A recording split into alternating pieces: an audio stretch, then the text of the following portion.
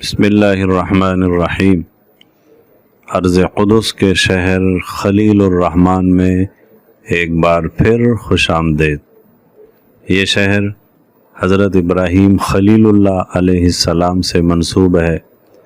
حضرت ابراہیم علیہ السلام کی اہلیہ سیدہ ہاجرہ سلام اللہ علیہا سے حضرت اسماعیل علیہ السلام پیدا ہوئے، جن کی برکت سے آج شہر مکہ مکرمہ آباد ہے۔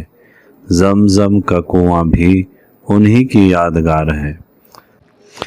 حضرت ابراہیم علیہ السلام کی دوسری اہلیہ محترمہ سیدہ سارہ سلام اللہ علیہا سے حضرت اسحاق علیہ السلام پیدا ہوئے۔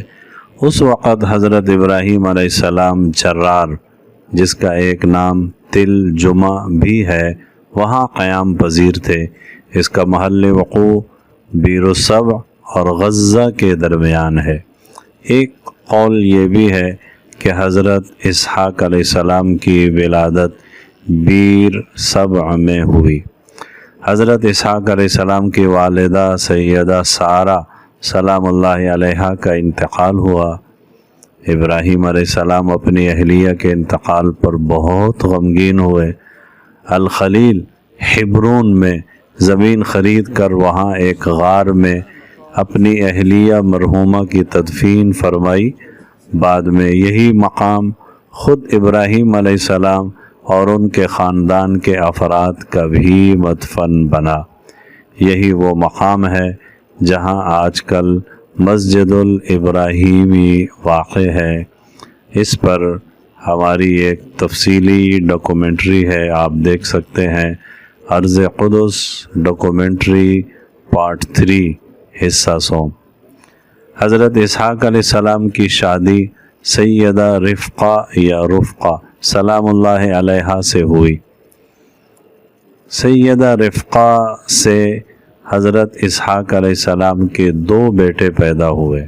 ایک کا نام عیس اور دوسرے کا نام یعقوب تھا، جنہیں اسرائیل بھی کہا جاتا ہے، اور ان کی اولاد بعد میں بنی اسرائیل سے مشہور ہوئی۔ حضرت اسحاق علیہ السلام کے ان دونوں بیٹوں میں آپس میں کچھ چپکلش لگی رہتی تھی۔ اسحاق علیہ السلام کو اپنے بڑے بیٹے عیس سے محبت تھی، جبکہ والدہ ماجدہ کو چھوٹے بیٹے یعقوب علیہ السلام سے محبت تھی۔ والدہ نے اپنے چھوٹے بیٹے یعقوب علیہ السلام سے فرمایا، تم اپنے ماموں کے پاس حاران چلے جاؤ اور وہیں ماموزاد بہن سے نکاح کر لینا۔ چنانچہ حضرت یعقوب علیہ السلام اپنی والدہ اور اپنے والد کی اجازت سے حاران آ گئے۔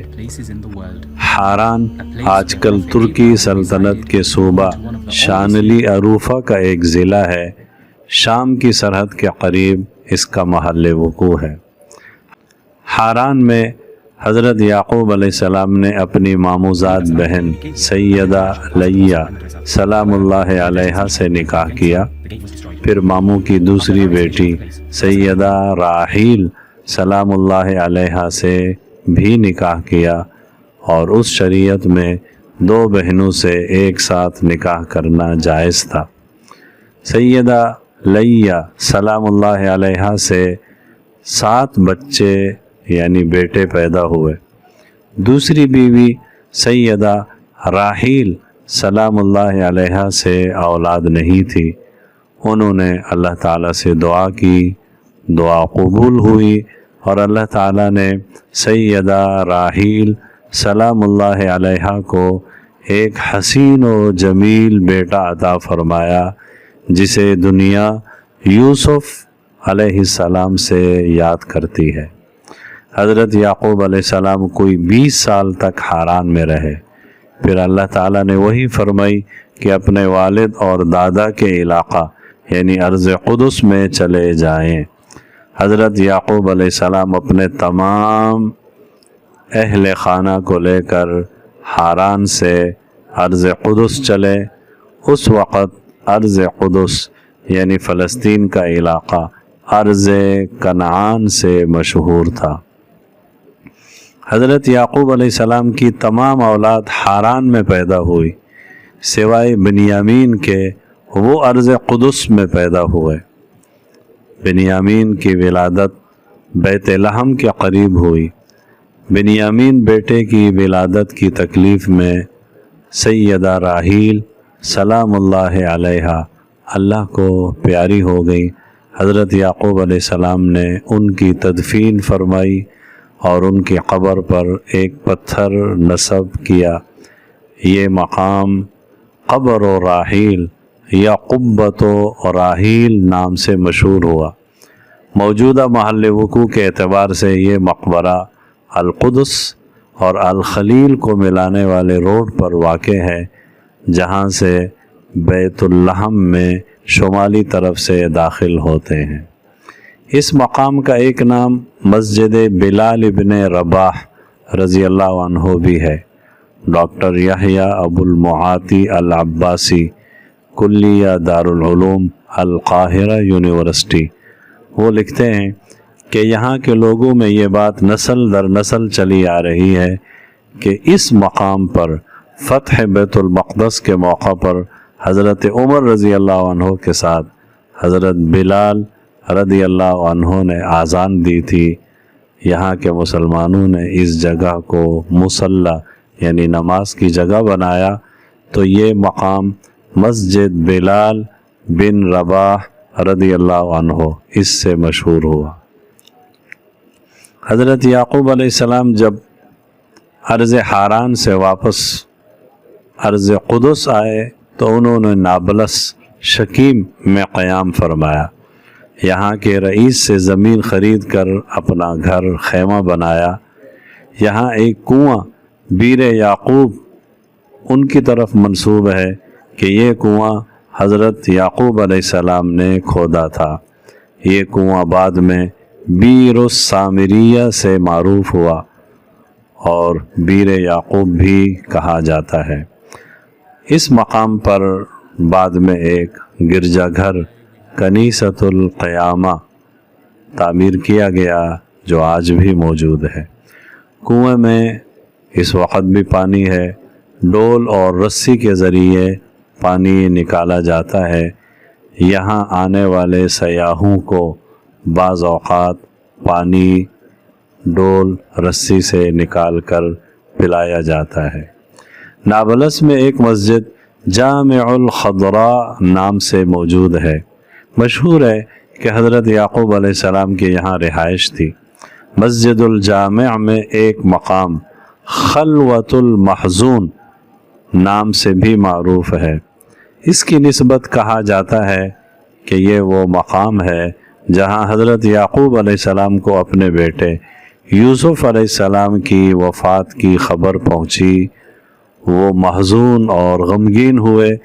اس مقام اور واقعہ کی وجہ سے اس مسجد کو جامع حزن یعقوب بھی کہا جاتا ہے۔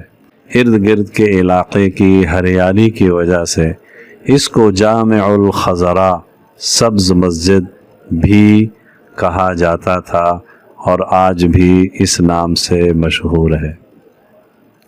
حافظ ابن کثیر رحمۃ اللہ علیہ نے لکھا ہے کہ جب حضرت یعقوب علیہ السلام ارض کنعان یعنی ارض قدس سے ارض حاران کی طرف سفر کر رہے تھے، راستے میں جب اندھیرا ہوا تو ایک پتھر سر کے نیچے رکھ کر سو گئے۔ خواب میں دیکھا ایک سیڑھی ہے جو آسمان سے زمین تک کھڑی کی گئی ہے، فرشتے اس سیڑھی پر آ جا رہے ہیں۔ خواب میں اللہ تعالیٰ کی بھی زیارت ہوئی، خدا تعالیٰ کی طرف سے برکات کی بشارت ملی۔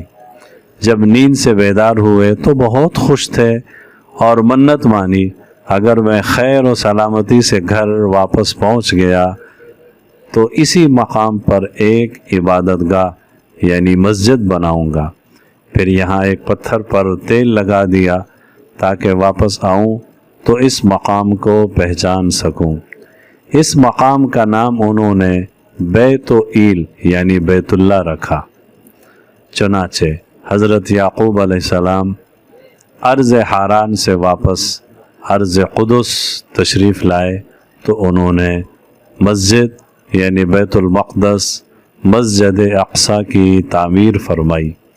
जिस पत्थर पर हज़रत याक़ूब अलैहिस्सलाम ने तेल का निशान लगाया था वो पत्थर सखरा यानी चट्टान बैतुल मक़दस है। हज़रत इसहाक़ अलैहिस्सलाम हिब्रून अल खलील में क़याम पजीर रहे। 180 साल की उम्र में वफ़ात पाई। हज़रत याक़ूब अलैहिस्सलाम ने अपने वालिद हज़रत इसहाक़ अलैहिस्सलाम को अपने दादा हज़रत इब्राहीम खलीलुल्लाह अलैहिस्सलाम के करीब दफन किया। हज़रत याक़ूब अलैहिस्सलाम का क़िस्सा कुरान पाक में सूरह यूसुफ में बयान हुआ है कि ये पूरा ख़ानदान फिर अर्ज़ क़ुदस से मिस्र चला गया। उस वक़्त यूसुफ अलैहिस्सलाम मिस्र के बादशाह थे। हज़रत याक़ूब अलैहिस्सलाम का इंतकाल मिस्र में हुआ और हस्ब वसीयत उनके जसद मुबारक को अर्ज़ कनान यानी अर्ज़ क़ुदस में लाकर अल खलील मस्जिद इब्राहीमी में दफन किया गया, जहाँ हज़रत इसहाक़ अलैहिस्सलाम और हज़रत इब्राहीम अलैहिस्सलाम की तदफीन हुई थी। अर्ज़ क़ुदस में मुक़द्दस हस्तियों के नुक़ूश व आसार की तफसील के लिए आप देख सकते हैं हमारा यूट्यूब चैनल नुक़ूश सीरत, और इसी तरह हमारी किताब फ़िलिस्तीन अहद रिसालत सल्लल्लाहु अलैहि वसल्लम में।